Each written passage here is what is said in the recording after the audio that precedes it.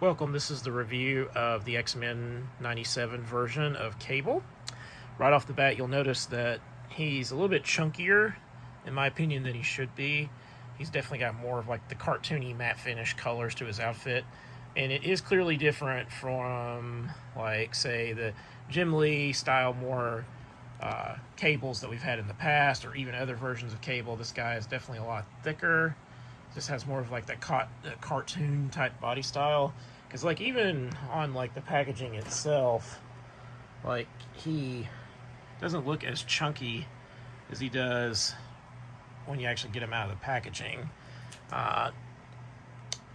The shoulder pads, unfortunately, do kind of limit the movement. You can kind of push through them like this. See how it kind of like bulks up there? So you could really work the arms, but I think that's really unfortunate that they did that. He is a pinless body type, so there is that, I guess. But I don't know. Like, he's definitely not the best Cable that I've gotten. He has the ab crunch, so his suspenders here don't impede that movement at all. They're just made to look like they are because they're not really attached. So that was cleverly done. Yeah, I'm just not feeling this Cable as much or whatever as ones in the past. I wish they'd put him like on just a regular body type versus this more bulky looking way that he looks. He does come with a huge cartoony size gun, but that's what he did on the old animated show and on the X-Men 97. His pistol with his rifle, so those are two, and they come with these two cool blast effects. I like how they start out one color and it changes as the blast effect goes on. So they give you two of those for both the guns, or pistol, rifle, whatever you want to call them. You get two other hands, so you got the gun holding hand there, and the gun holding hand for the other side. And he comes with a fist and just kind of an open hand on the figure when you first get him out of the box.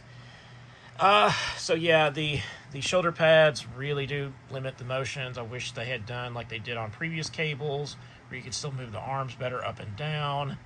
I'm just not a fan of like this cartoonishy looking body, because on the pictures of this, it didn't look as bad. It looked like just more like the regular Cables they've done before and like Jim Lee style. But this is, I don't know. This is a little too bulky in my opinion, because yeah, his shoulder pads were always big and gave him more of like a bulkier appearance, but his body was slender than this, in my opinion. Like the face sculpt looks fine. I don't have an issue with that. He doesn't have any problem moving his head up and down. The legs move regular for the articulation of the figure. But yeah,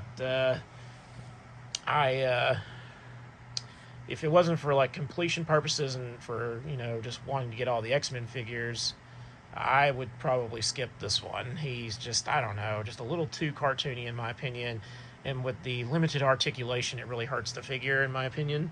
But let me know in the comments, what did you think of this figure? Or are you going to get it? Is this skippable now that you've heard what I had to say about it? Or are you still just going to skip it regardless because you're like, nope, I don't need that one. I've got other Cables. I don't need all the X-Men 97 figures. Let me know down in the comments. Remember to hit that bell notification for when the next video drops. Remember to like, share, and subscribe if you haven't already. And as always, thank you for watching.